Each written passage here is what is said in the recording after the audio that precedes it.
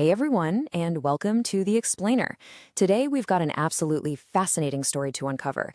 We are looking at what you might call the coming-of-age story of Canada. We're picking up right where the initial Confederation left off.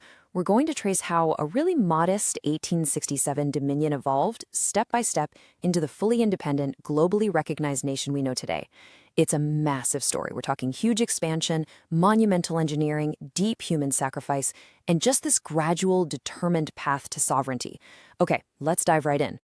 I want you to really stop and imagine the sheer scale of this for a second. Back in 1867, Canada was just Ontario, Quebec, Nova Scotia, and New Brunswick. That is it.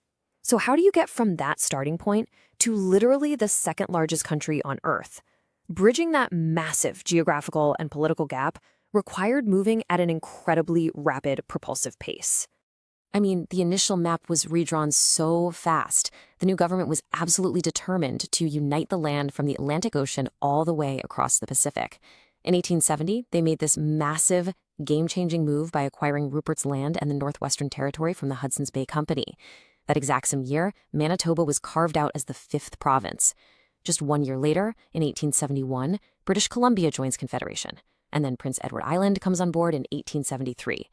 Think about that. In just 6 short years, the map practically exploded to connect the coasts. But, claiming land on a map is one thing. Actually connecting it in the real world, that's another thing entirely. Now, what's really interesting here is the promise that actually made this massive expansion possible. When British Columbia agreed to join Canada, they had one huge condition. The federal government had to promise to build a railway connecting them to eastern Canada. This, of course, became the legendary Canadian Pacific Railway, or CPR. The government basically promised these ribbons of steel to bind this incredibly vast new land together.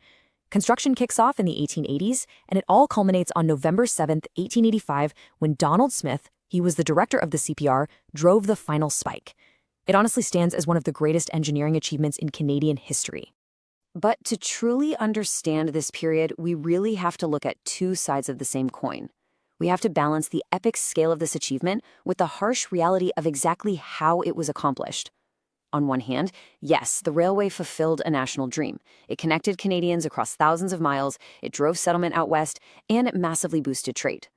But on the other hand, the project was built by laborers who faced incredibly brutal circumstances. While thousands of workers built the railway, we need to specifically highlight the Chinese laborers. Simply put, they were absolutely essential to completing it. Their work was nothing short of heroic. Yet, they faced incredibly dangerous working conditions and were paid extremely low wages. And the hardship didn't just end when the railway was finished. Afterward, they were subjected to severe discrimination, most notably the head tax, which was literally a race-based entry fee just to come into the country. The government of Canada did officially apologize in 2006 for this discriminatory policy.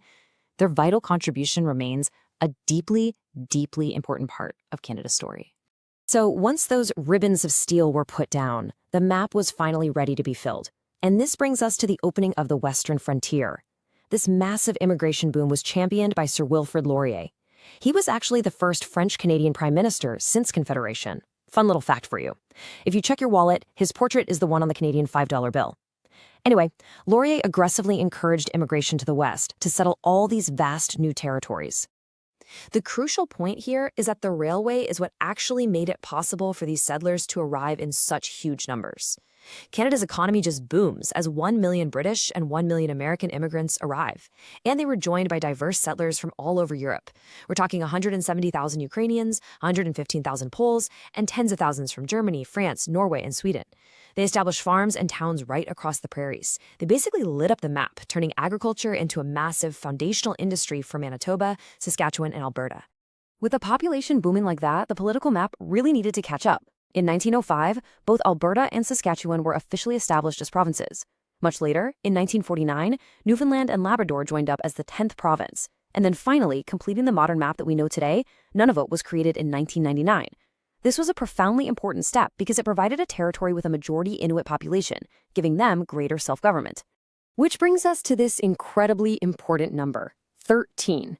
Today, Canada consists of exactly 10 distinct provinces and 3 territories, the Yukon, Northwest Territories, and Nunavut.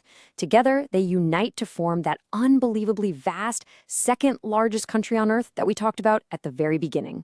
But, building a nation isn't just about drawing lines on a map or laying down train tracks, is it? It's also about how a country tests itself on the global stage. When Great Britain declared war in 1914, Canada, being part of the British Empire, was automatically involved in the First World War. Out of a total population of just 8 million people at the time, more than 600,000 Canadians served in the war. And most of them were volunteers. It was a massive, defining trial for the young nation. Out there on the battlefield, Canadians proved to be exceptionally tough and innovative. The defining moment of this conflict, and honestly, arguably, of Canada's entire early history, came in April 1917 at the Battle of Vimy Ridge. The Canadian Corps fought together to capture this heavily fortified ridge. It was a clear victory, but it came at a truly staggering cost. 10,000 Canadians were killed or wounded. This battle secured their international reputation for valor, earning them the title of the shock troops of the British Empire. The incredible emotional weight of Vimy Ridge was captured perfectly by a Canadian officer who was actually observing the battle. He wrote, "It was Canada from the Atlantic to the Pacific on parade. In those few minutes, I witnessed the birth of a nation."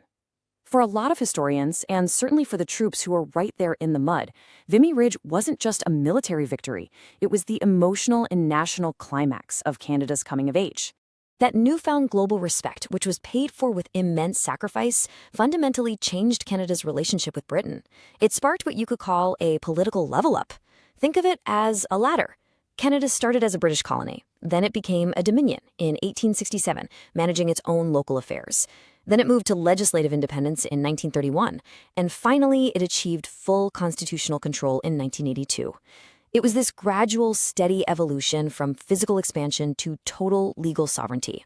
Let's look a little closer at that 1931 milestone, the Statute of Westminster. This was a pivotal British law that finally gave Canada greater legislative independence. So what did this practically mean? Well, it meant Canada was now taking charge of its own affairs on the world stage. It no longer required Britain's legislative approval to make its own laws or foreign policy decisions. It was a massive, undeniable step out of the Empire's shadow. But the absolute final step, the moment Canada reached its ultimate constitutional form, didn't actually happen until 1982 with the Constitution Act. This was a triumphant moment. The Constitution, remember, is the supreme law of Canada. It explains exactly how the government works and the powers it holds. With the 1982 Act, Canada could finally amend its own constitution, entirely free from British approval. And crucially, embedded right within that 1982 Constitution Act was the Canadian Charter of Rights and Freedoms. This is really what finalized Canada's transformation into a mature, free nation.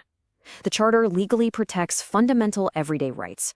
We're talking freedom of expression, freedom of religion, equality under the law, and absolutely vital mobility and democratic rights. It fundamentally solidified the values of the modern Canadian state. Which brings us right here to the historic Parliament buildings in Ottawa. These institutions stand as a powerful symbol of a fully free, independent, and democratic Canada. The realization of this long, epic journey, from a really humble colony to a completely constitutionally independent nation, is anchored right here. But before we wrap up this explainer, I want to leave you with a really thought-provoking question. We've just seen the struggle, the massive expansion, and the legal battles required to secure these incredible rights and freedoms. But rights are only half of the equation, right? As the source material reminds us, Canadians also must respect the rights of others. So now that Canada has secured these hard-won rights, what responsibilities actually come with them? How do citizens participate in this parliamentary democracy we've spent all this time building?